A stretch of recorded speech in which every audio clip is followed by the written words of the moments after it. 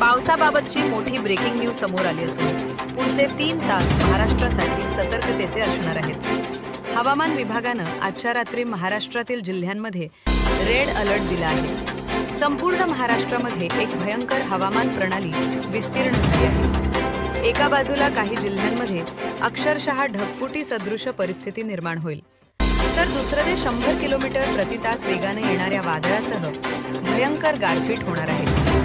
अरबी समुद्र आणि बंगालच्या उपसागरामध्ये जी घटना घडली आहे त्यामुळे रात्रीच्या अंधारात महाराष्ट्रावरती भयानक पावसाचा वर्षाव होईल। केरळवरून निघालेलं हे संकट अवघ्या काही तासात महाराष्ट्राच्या कुंभ घेणार आहे। त्यामुळे महाराष्ट्रातील 12 जिल्ह्यांची नावं डेंजर लिस्टमध्ये आली आहेत। पुढील 3 तास महाराष्ट्रातील कोणत्या जिल्ह्यांसाठी सतर्कतेचे असणार आहेत हे पाहूया। शेतकरी बांधवांनो, हे संकट अचानक आले आहे, परंतु यामध्ये एक वैज्ञानिक कारण स्पष्ट झाले आहे।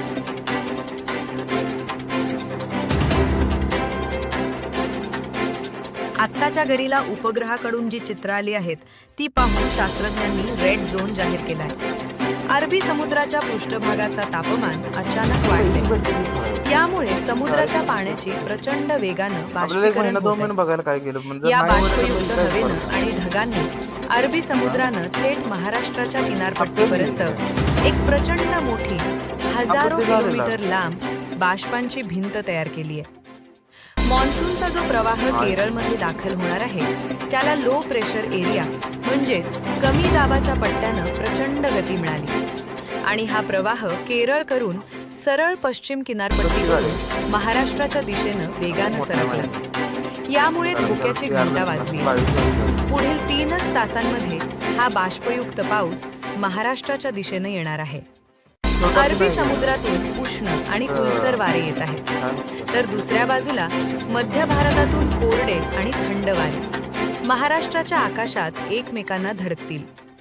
जेव्हा 2 विरुद्ध प्रकृतीचे वारे एकत्र येतात तेव्हा आकाशात विचित्र हवामान प्रणाली तयार होते आणि हीच प्रणाली आज महाराष्ट्रामध्ये सक्रिय होणार आहे।